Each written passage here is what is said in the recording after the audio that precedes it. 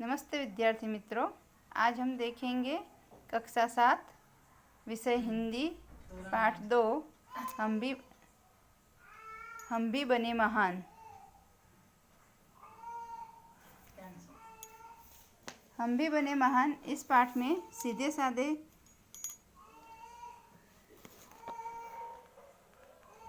कार्य एवं घटनाओं में कर्तव्य पालन, प्रामाणिकता, मानवता, अविरत अभ्यास आदि तत्व जुड़ने पर कार्य और कर्ता दोनों की गरिमा और महिमा बढ़ जाती है। प्रस्तुत इकाई में स्वामी विवेकानंद, गोपाल कृष्ण गोखले, सचिन तेंदुलकर और हजरत अली के जीवन से जुड़े कुछ प्रसंग दिए गए हैं, जिनमें उनकी महानता के कुछ बुनियादी गुण द्रष्टव्य होते हैं। यही गुण हमारे जीवन के लिए प्रेरणा पीयूष है। ऐसे गुणों को अपनाकर हम भी महान बन सकते हैं। मेले में सब खिलौने ले रहे थे। प्रसंग 1 पहला है जो कर्तव्य। तो मेले में सब खिलौने ले रहे थे, तब नरेंद्र नामक एक लड़के ने 2 रुपये का एक शिवलिंग खरीदा। अब भी उसके पास एक चवन्नी बची थी। નરેન્દ્ર નામના છોકરાએ એક શિવલિંગ ખરીદ્યું અને અત્યારે હજી પણ એની પાસે એક ચારાના બચેલી હતી। एक लड़के को रोते देखकर नरेंद्र ने उससे पूछा। एक छोकरा ने रोतो जो એટલે नरेंद्र ने पूछ्યું, क्यों रो रहा है कि કેમ રડી રહ્યો છે? लड़के ने कहा, मेरे पास एक चवन्नी थी, कहीं गिर गई कि मारी પાસે ચારાના હતા તે ક્યાંક પડી ગયા। अब मेरी माँ मुझे बहुत पीटेगी कि હવે મારી મમ્મી મને ખૂબ મારશે। कोई बात नहीं, ये लो चवन्नी कि कई वांधो नहीं, आ ले चाराना कहकर नरेंद्र ने अपनी चवन्नी उसे दे दी और आगे बढ़ गया અને આગળ જતો રહ્યો। अभी नरेंद्र कुछ दूर ही गया था कि सामने से एक मोटर आती दिखाई दी। થોડોક આગળ ગયો નરેન્દ્ર અને એક સામેથી મોટર આવતી દેખાઈ। एक छोटा सा बच्चा उस मोटर से बिल्कुल बेखबर चला जा रहा था। एक નાનકડું બાળક હતું, તેને ખબર જ નહોતી કે સામેથી મોટર આવી રહી છે ને એને કંઈ પણ સૂઝ નહોતી। નરેન્દ્ર ने झपट कर उस बालक को खींच लिया। तो नरेंद्रએ झपटीने बालकने खींची लीधो। एक पल की भी देरी होती तो वह बालक मोटर के नीचे आ जाता। एक सेकंडनी पण जो वार था तो छोकरो मोटर नीचे આવી जाता। इस झपटने की क्रिया में नरेंद्र के हाथ से शिवलिंग छूटकर गिर गया और टूट गया। आ झपटा झपटीમાં શું થયું કે એના હાથમાં જે શિવલિંગ હતું એ નીચે પડી ગયું અને તૂટી ગયું। इस दौरान इकट्ठे हुए लोगों में से किसी ने कहा, ભેગા થયેલા લોકો એમણે કહ્યું કોકે કે बिचारे का नुकसान हो गया है, કે बिचाराને नुकसान થઈ ગયું। कितनी चाव से खरीदा था शिवलिंग, કેટલી ઈચ્છાથી મનથી ખરીદ્યું તે शिवलिंग। ये सुनते ही नरेंद्र ने कहा, આ સાંભળતા નરેન્દ્રએ કહ્યું, इससे क्या, એનાથી શું થઈ ગયું કે इस बालक की जान बचाना मेरा पहला कर्तव्य है। क्या छोकरानो जीव बचाव ए मारू पहलू कर्तव्य है।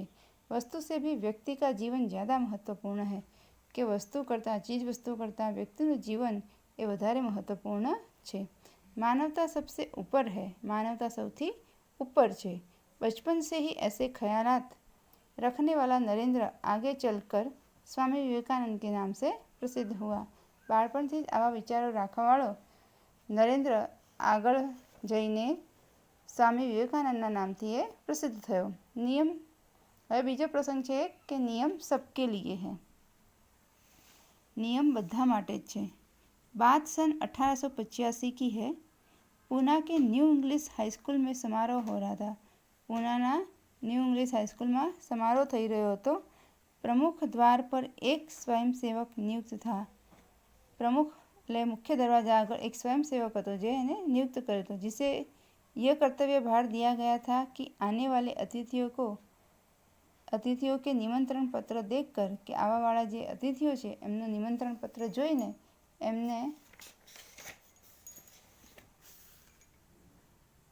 उन्हें सभास्थल पर यथास्थान बिठा दे અને એ લોકોને સભાસ્થળ પર એમની જગ્યા યોગ્ય જગ્યાએ બેસાડી દે। उस समारोह के मुख्य अतिथि थे मुख्य न्यायाधीश महादेव गोविंद रानड़े। એ સમારોહના મુખ્ય અતિથિ જે હતા એ હતા મહાદેવ ગોવિંદ રાનડે। जैसे ही वह विद्यालय के द्वार पर पहुँचे वैसे ही स्वयंसेवक ने उन्हें अंदर जाने से शालीनतापूर्वक रोक दिया और निमंत्रण पत्र की માંગ की। એ જેવા અંદર જવા લાગ્યા કે છોકરાએ શું કર્યું, એમને સભ્યતાપૂર્વક એમને રોક્યા અને એમની પાસે નિમંત્રણ પત્ર માંગ્યો। બેટા मेरे पास तो निमंत्रण पत्र नहीं है, રાનડે ने कहा। तो રાનડેજીએ શું કહ્યું કે બેટા મારી પાસે તો નિમંત્રણ પત્ર નથી, क्षमा करें तब आप अंदर प्रवेश न कर सकेंगे। तो कि क्षमा करજો तो आप अंदर જઈ શકશો નહીં।